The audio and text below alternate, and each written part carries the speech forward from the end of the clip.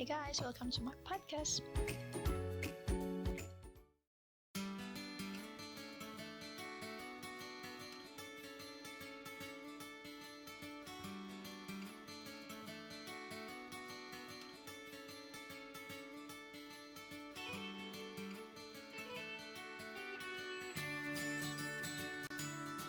Terus tiba-tiba temen aku yang peringkatnya di atas aku itu tiba-tiba switch fakultas di ITB.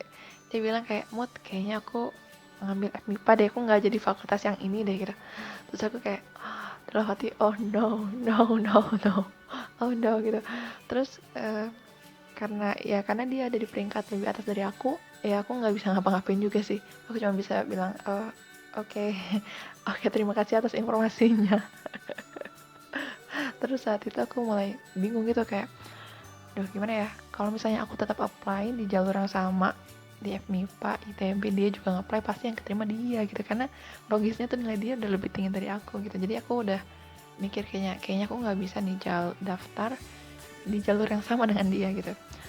Saat itu aku mikir kayak, apa apa ganti jurusan aja ya, atau apa ganti univ aja ya gitu.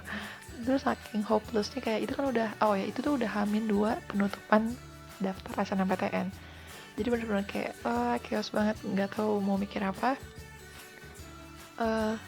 Sampai pernah tuh terbersit untuk terbersit apa sih ter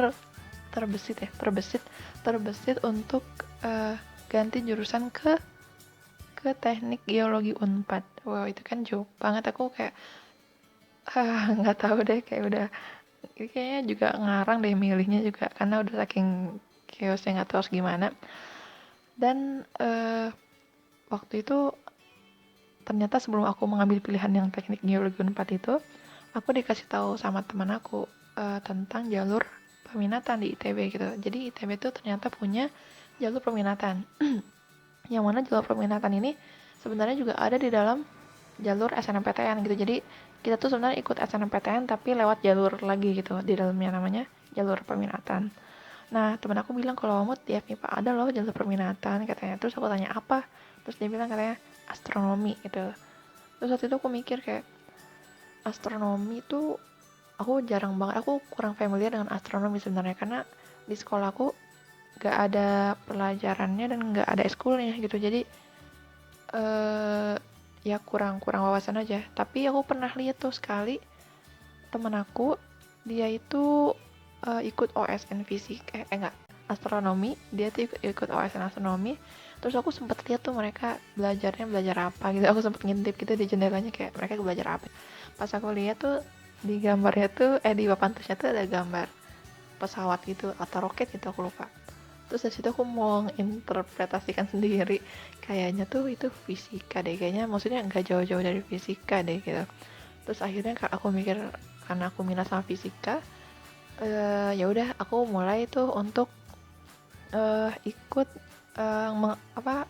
daftar lewat jalur peminatan di astronomi FMIPA ITB. Waktu itu uh, aku benar-benar nggak kepikiran untuk ragu, gimana kalau nanti keterima terus belajar di astronomi itu gimana ya gitu. Waktu itu nggak pernah aku mikir itu gitu, karena aku ingat banget papa aku tuh sering bilang kalau kamu dikasih kesempatan itu tuh kalau bisa tuh diambil gitu. Maksudnya gini, ketika ada kesempatan yang datang, meskipun kita saat ini tuh nggak punya bekal yang cukup gitu untuk melakukan pilihan itu, untuk menjalani pilihan itu, kalau papa aku bilang menyarankan untuk ambil aja gitu, ambil dulu aja. Karena aku sebenarnya setuju juga sih, karena kalau buat aku, kita tuh nggak pernah tahu. Yang pertama, kita nggak pernah tahu kalau itu akan datang lagi atau enggak. Yang kedua, kita tuh nggak tahu kalau itu tuh kesempatan yang krusial dalam hidup kita atau enggak gitu nantinya. Dan waktu itu aku mikir, karena aku udah pengen banget masuk ITB gitu, dan masuk FMIPA, jadi aku udah nggak terlalu bimbang lagi untuk apply atau enggak gitu. Nah dari situ aku apply, teman aku juga apply, teman aku yang kasih tahu juga dia nge-apply lewat jalur peminatan di fakultas yang lain. Terus pada akhirnya setelah hari H ternyata alhamdulillah tuh lolos gitu, dan itu aku ngerasa kayak oh ternyata pilihan yang kemarin itu, kesempatan yang datang kemarin itu merupakan salah satu kesempatan yang krusial buat aku gitu. Nah dari situ aku mulai dapat insight sendiri gitu, kalau misalnya kita dihadapkan oleh satu kesempatan, jangan pernah meng-underestimate diri sih.